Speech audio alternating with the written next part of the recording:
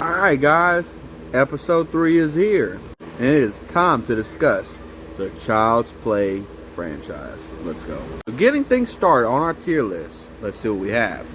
We have Friends to the End, as in the best, I consider the best. Then we have Can't Keep a Good Guy Down, which I consider to be really, really good. And next we have Hide the Soul, which means, I'd watch it again, but it's not really all that good. And then we have Ade Due Dumbala, which means it's dumb as hell. So, let's get started.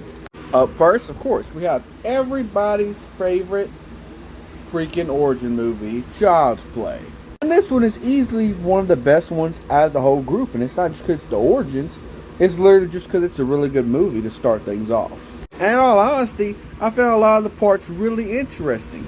But then there is some that just, it's not explainable, in a real scenario. But, for a late 80s horror movie, can't really, be picky and choosy. They did go with what they had. And the whole cop detective thing versus Charles Lee Ray was really good. And a really good tie-in to them going in first person most of the time for the freaking kills. I love that. So I'll easily give it an 8. But surprisingly, I'm going to probably stick with having it as my number 3 spot. And you will see why that is. And I'm going to stick it right into you can't keep a good guy down. Alright, now getting into Child's Play Part 2. This is easily, I think, one of the best freaking sequels in horror movie history. On top of that, it is my favorite. That's why I reserved the number 1 spot. I know a lot of people might disagree, and I know there's a lot that actually do agree. That this is literally the best follow-up movie, and it outplays the freaking original. There's just so much tension build up with Andy and Chucky. On top of we get introduced to Kyle. And it's just one of the best freaking, I think it has one of the best freaking jump scares I've ever freaking seen. And the whole time, all the freaking parents are literally, oh, we don't believe you, Andy, you're going crazy. That freaking storyline it literally leaves you at the edge of your seat like, okay, he's about to kill the freaking parents, bro. They're not even knowing what's about to hit him. Top of the ending, I literally think that's one of the best kills. I'm easily going to give it a 9 and leave it as my number 1 spot. And I'm going to stick it right up there with Friends till the End. And up next, we have Child's Play 3, which in my opinion is one of the very freaking best trio movies. And yeah, I know. I'm probably going to get bashed for that, saying, oh my god, Commonverse, I can't believe you just said that. Hear me out. It gets a lot of hate. It is overhated. Like, literally, the kills on that movie, on top of the story, on top of him being in a freaking military school. Like, come on, bro. The whole time he's in a military school killing people, and they don't even know who's killing people. Like, what are you going to do, blame it on a doll? Like, come on, man. Like, that's one of the best freaking ones. On top of him getting killed at the end, that was one of the best kills. Literally. Being chopped up into pieces. Like, come on. The whole time I literally loved them tying into how he went back and said, screw you, Andy, you're too old now. I'm going after this new kid. Like, that was top notch. That threw everybody for a loop, I think, watching it, for the first time. So I really love the movie, and I could watch it over and over and over and over again. So I don't know why it's hated, but that's just me. I'm giving it a 9, though, and I'm going to give it the number 2 spot. Yeah, I know. I put it above the sequel. I mean, the original. I know. I'm sorry. And I'm going to stick it right up there in Friends to the End. Next, we're getting into Bride of Chucky. And this is another one I think that is over freaking hated. Do I think it's better than the original? No. Do I think it's better than all the other ones?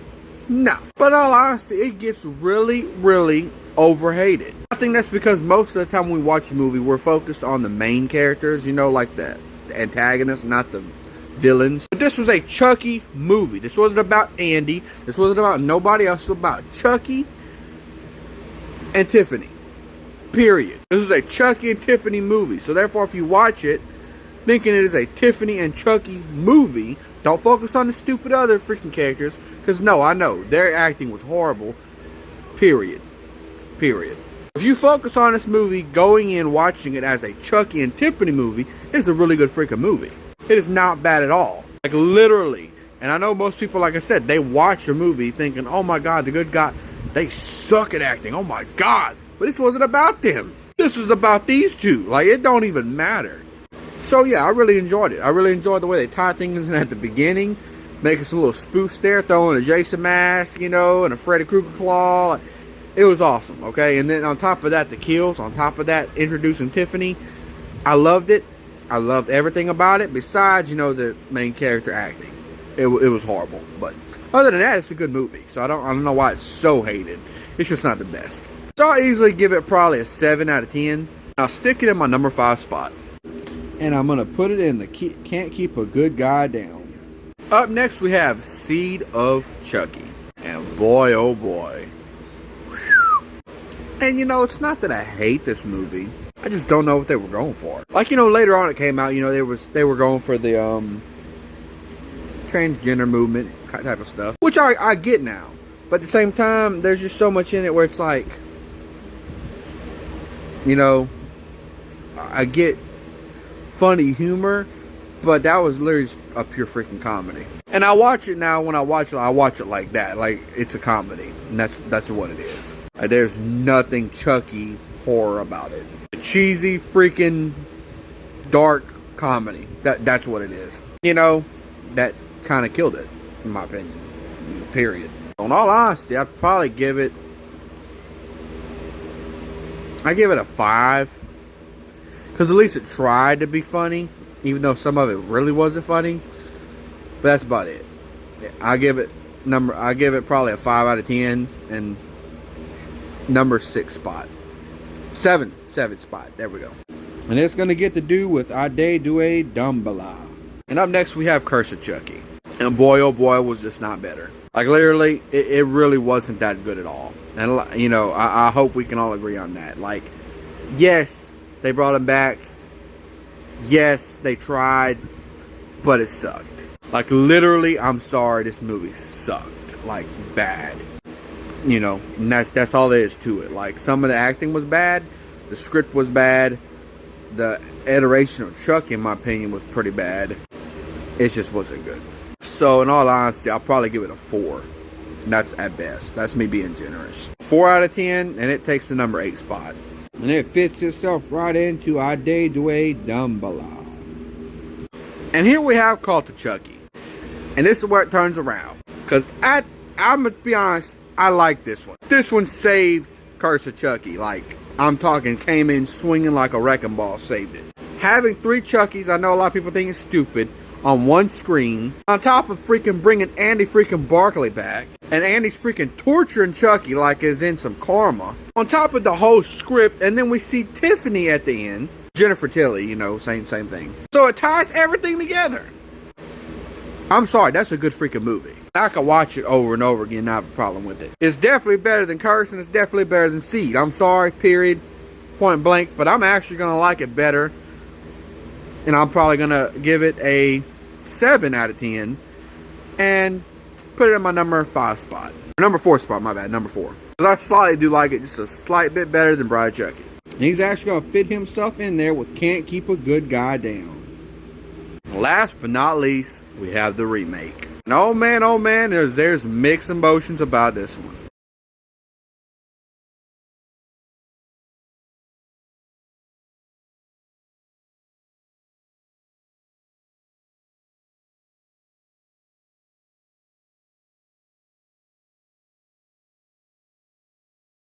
And I'm going to put them right up there in the Hide the Soul. And so just in case you guys missed it, here's my tiering list for the list. And here's my ranking and my ratings for all of them. And give me a comment down below of what you would do the same thing for this whole list. I'd love to hear some feedback and, you know, discuss it. And I hope you guys enjoyed episode 3, and I'll see you for episode 4, which I'll be seeing y'all for the Hellraiser franchise.